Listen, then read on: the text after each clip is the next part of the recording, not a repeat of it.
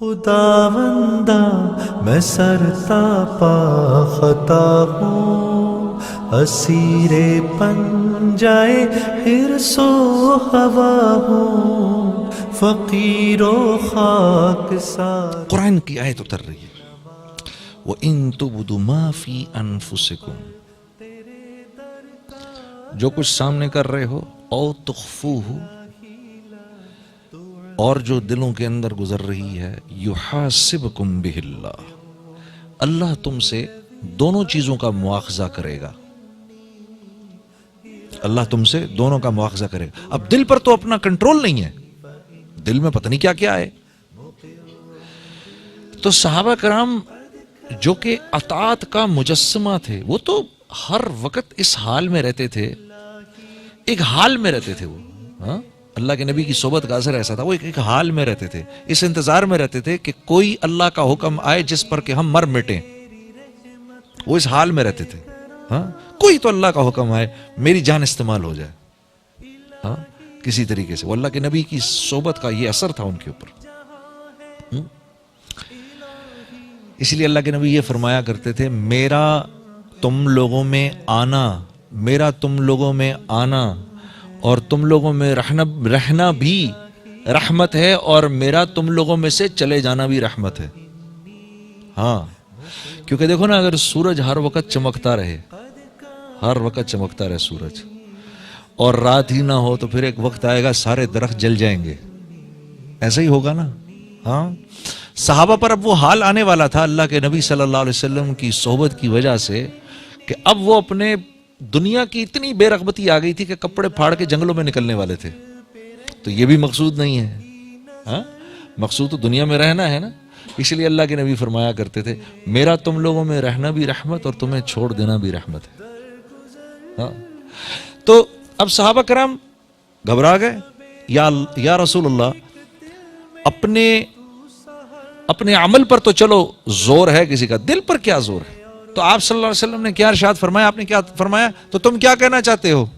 جیسے بنی اسرائیل نے موسیٰ سے کہا کہ اس حکم کو مانیں گے، اس کو نہیں مانیں گے، تم بھی یہی کرنا چاہتے ہو؟ تم کہو سمعنا واطعنا غفرانک ربنا والیک المصیر، یہ بولو تم لوگ، ٹھیک ہے اللہ تیرا حکم آ گیا، سن لیا ہم نے، سمعنا، اور اب اس کی اطاعت کے لیے ہم تیار ہو گئے۔ غفرانک، یا اللہ معاف کرنا، اگر کوئی کمی بیشی ہو جائے نا معاف کرنا، اور معافی تیرے سے اس لیے مانگ رہے ہیں کیونکہ تیرے پاس آنا ہے ہم نے، تم یہ بولو۔ صحابہ نے کہا سمعنا واطعنا غفرانک ربنا والیک المصیر۔ اس پر اللہ رب العزت اتنے خوش ہوئے کہ اس آیت کا حکم پھر اللہ نے مسترد فرما دیا، لا یکلف اللہ نفسا الا وسعها۔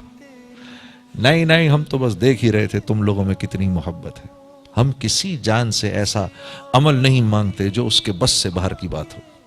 ہاں، اللہ تو اللہ ہے، ہاں؟ صحابہ کرام کیسے ہی کیوں نہ ہو، بہرحال اللہ تو اللہ ہے۔ ہمارے لیے مثال ہے، ہمارے یہ بات ایک مثال ہے کہ ہم تو عام حکموں کو سن کے ہم کہتے ہیں یہ کیسے کریں گے۔ صحابہ نے تو جو ناممکن احکامات تھے ان کے بارے میں بھی کہا سمعنا واطعنا، یا اللہ ہوتا تو نہیں لگ رہا لیکن کیونکہ آپ کا حکم ہے کریں گے۔ اور یہاں ایک بات اور عرض کر دوں، اللہ کے نبی صلی اللہ علیہ وسلم کے ارشاد کے مطابق ایک صحابی آئے، یا رسول اللہ میرے دل میں کبھی کبھار ایسے خیالات آتے ہیں کہ دل کرتا ہے کہ جل کے کوئلہ ہو جاؤں۔ تو آپ نے فرمایا دل کے خیالات پر اللہ نے اپنا حکم مسترد کر دیا ہے، کچھ بھی سوچتے رہو کوئی فرق نہیں پڑتا۔ کتنی آسانی ہے ہمارے لیے، ہاں کتنی آسانی ہے۔ اور اللہ کا خوش ہونا دیکھو پھر کیا ہمارے لیے فرمایا، چلو یہ مانگو میرے سے، ہاں؟ ربنا ولا تحملنا ما لا طاقت لنا به، ربنا ولا تحملنا ما لا طاقت لنا به واعف عنا واغفر لنا وارحمنا لنكونن من الخاسرین۔ ہاں، اب مانگو میرے سے، کیونکہ تم مان گئے، کیا اللہ کا نظام ہے، کیونکہ تم مان گئے، میری منشا پر آ گئے، جو میری منشا تھی اس پر آ گئے، باوجود اس کے کہ عمل نہیں کیا، تمہارے دل کی نیت سے ہی ہم اتنے خوش ہوئے، اب تمہیں دینے کا ارادہ ہے، اب مانگو، یہ مانگو، یہ مانگو، یہ مانگو، یہ مانگو، سب دے دیں گے۔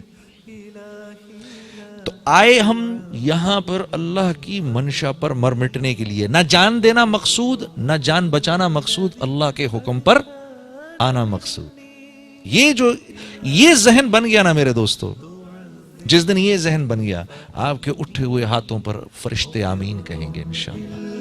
الذي قد كان مني إلهي لا تعذبني فإني مقر بالذي قد كان مني